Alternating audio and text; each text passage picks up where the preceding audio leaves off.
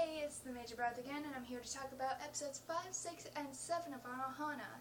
Yeah, now I'm going to be bunching the episodes into 3s alongside with 2s if I want to cover more episodes. My key is abusive. Anyway, if I want to cover more episodes in an anime that I'm doing. So, let's talk about episode... No, before we get into this vlog, I want to talk about something that I'm not too crazy about when it comes to anime. So, you know how the one male protagonist and one of the other female protagonists have this one relationship where they're like, oh, we like each other, but we're too embarrassed to confess to one another. And I'm just kind of sitting here like, will you two just bone each other and get it over with already? Because it's actually kind of distracting here with Jinta and Anohana. Like, it's obvious these two have feelings for each other. Why don't they just confess and get it over with already so it doesn't be as tedious? Because that's what the relationship feels like. It's really tedious. And it can get really distracting in that sense.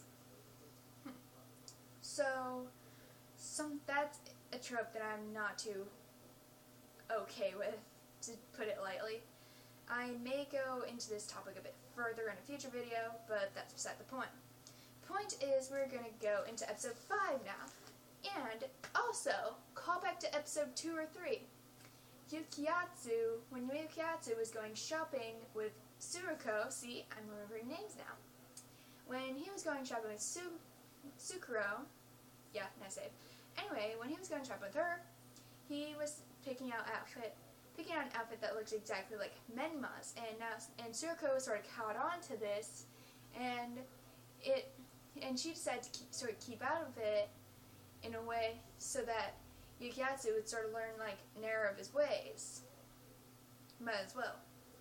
And Jinta says that Menma is apologizing to Yukiyatsu, and he said thanks for the hairpin. Now, we learn in a flashback that Menma was given a flower hairpin from Yukiyatsu when they were children. When Menma was going after the chase out of Jinta, Yukiyatsu had confessed his feelings for her in a way. But Menma got all flustered, and she felt it was more important to go chase down Menma, and now Yukiyatsu is still beating himself up the head for it, and seeing how she died, and that's kind of understandable in that sense. Like, if you told someone you loved them and something would happen to them, you would right afterwards, you'd probably feel guilty as hell also. Drink break. Got this. Also, Rocky is Pocky.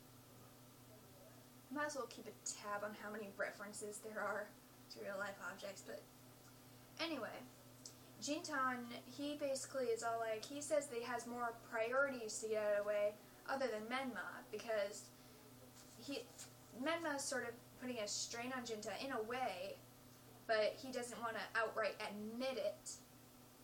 And also, English! Kind of sound like a racist.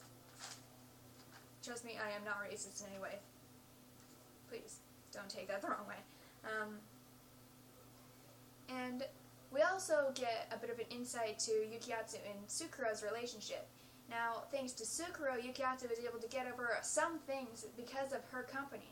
Now, we don't know what those things are as of yet, but I think it's safe to assume that he must have gotten over somewhat of his inferiority complex that he had toward Jinta when they were kids. So that might be a safe assumption. And also,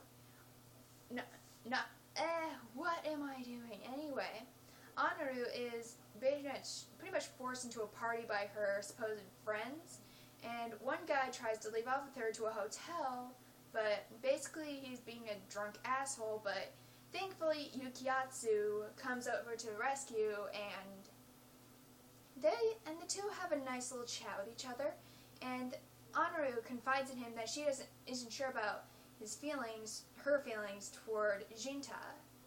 Now, this is one of those moments where it's kind of painstakingly obvious that they're most likely going to get together, but that's a different topic for a different day.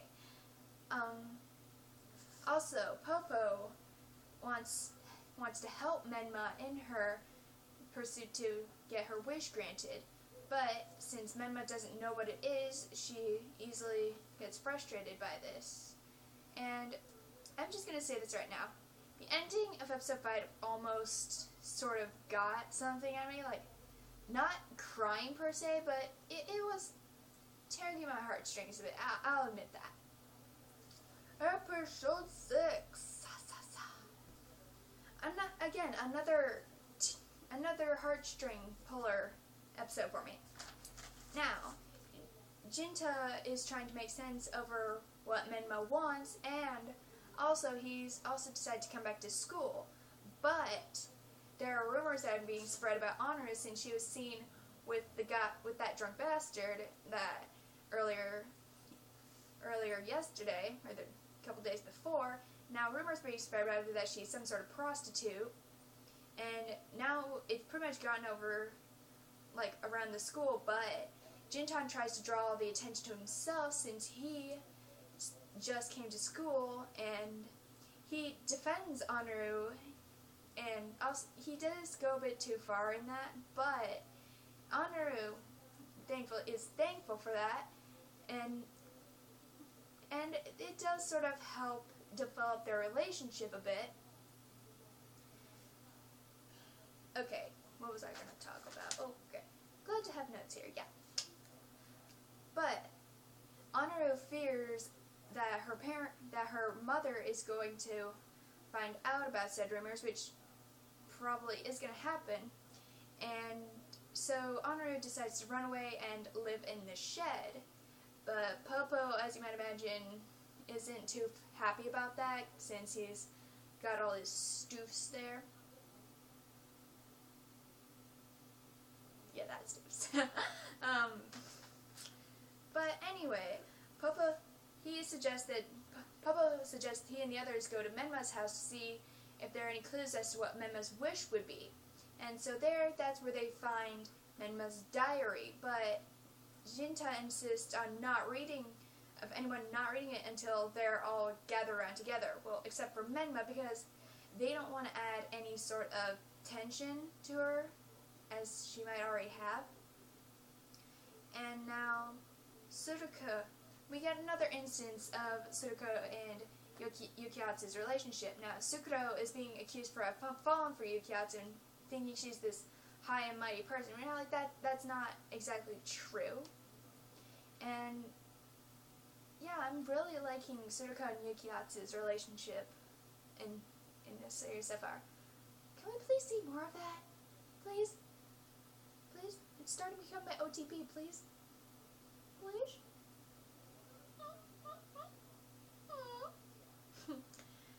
And Yukiatsu is basically thinking that Jinta is trying to make a fool out of him, just like when they were kids, because Jinta was always this big, strong leader, and Yukiatsu is sort of to the sidelines, and he wanted to get listened to and such. And apparently Menma wanted to talk to Sukuru about something, but she didn't want anyone telling Jinta about it. And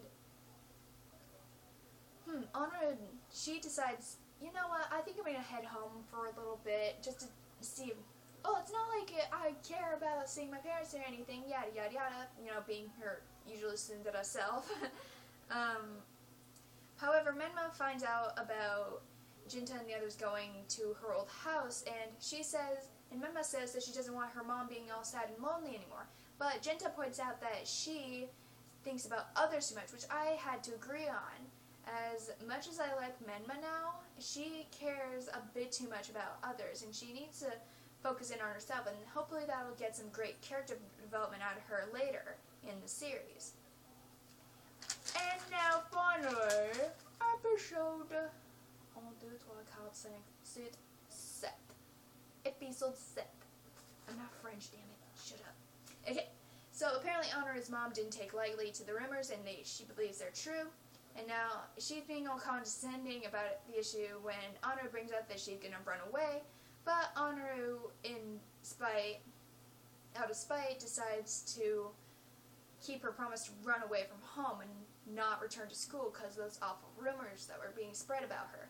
And if I were in a situation that if so many people believed that some sort of rumor about me to the point where I didn't want to go back, I honestly would. I don't blame Anaru for acting so in this instance. So, but Jintan is all like, yeah, you should probably stay in school, which I'm probably like, it's kind of a bit of a pot calling the kettle black there, but it's kind of a bit sweet, which Anaru brings up that Jintan cares about others as well, and you can see the parallel between Menma and Jinta, that they both care more about others than they do themselves.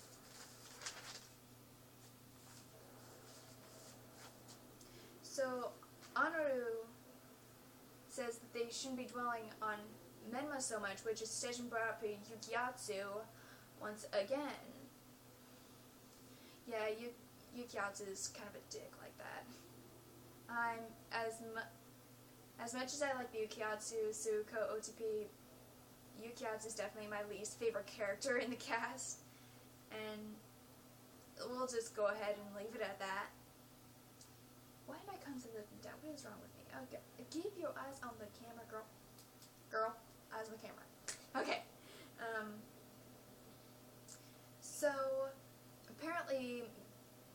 So after reading through her diary a bit, Menma and the others remember that they and Menma decided to do fireworks in order to bring a message to God. They decided to write a letter to God, and they wanted to attach to a firework so it'll go up into the sky and hopefully God will get it. And this letter was to help see Jinta's mom get better, and that was actually rather sweet and shows that childlike innocence compared to the realism that they have to face nowadays. Also, they also find an old plan of their little rocket, and it's fireworks made with gunpowder with a fuse of toilet paper. Now, I'm no scientist by any stretch of the mean, but I'm pretty sure that the fuse made of toilet paper would just most likely burn out before it got to the gunpowder. Or maybe if you stretch it around a bit and do a couple things, that maybe, but it would probably just explode right then and there. But then again, I'm no scientist, so this is probably irrelevant. And so the kids thought that they were going to get it up on the night of a fireworks festival, and hopefully get the highest one up to the sky, and hopefully reach their letter up to God. And whether you're religious or not, the gesture that they want to bring Jinta's mom back to good health at the time is really heartfelt. But Yukiatsu wants to look into more realistic methods, and Jintan is understandably afraid of asking Menma for confrontation because of what happened last time when she found out that they visited her home.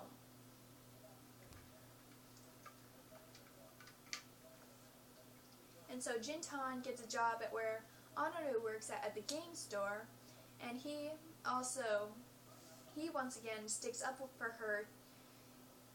Like, there's this one scene where Jintan sticks up for Anaru, and it's this really awkward greeting, and I couldn't help from kind of giggle at that a bit. But unfortunately, the reason he's getting the job is to raise money for the fireworks. It's like 200,000 yen. I'm not going to waste time converting money here, so I'm just going to assume that's kind of a lot in American money. But Menma eventually catches on to this, and she thinks that she's happy to see Menma alive, in a sense, doing what he wants to do. It makes her happy. So, I can't put together words today. What's the writer? However, the executive that agreed to So this one guy's fireworks decided to pull out because he found out there were teenagers working there. I mean, teenagers that were planning to build a firework, but it turns out that Menma's family caught on to this. So I can only assume that either Menma's father or mother is the executive and doesn't want them having any part of trying to bring back Menma's old memory, because they might end up sad, because they don't want those memories being brought back and all. So overall, these last 3 episodes were pretty solid for me. Granted, I absolutely hate the love circumstance between Anu and Jinta, but besides that, episodes 5, 6, and 7 were pretty good, I'll admit. So until the next vlog, see you guys later. Stupid camera.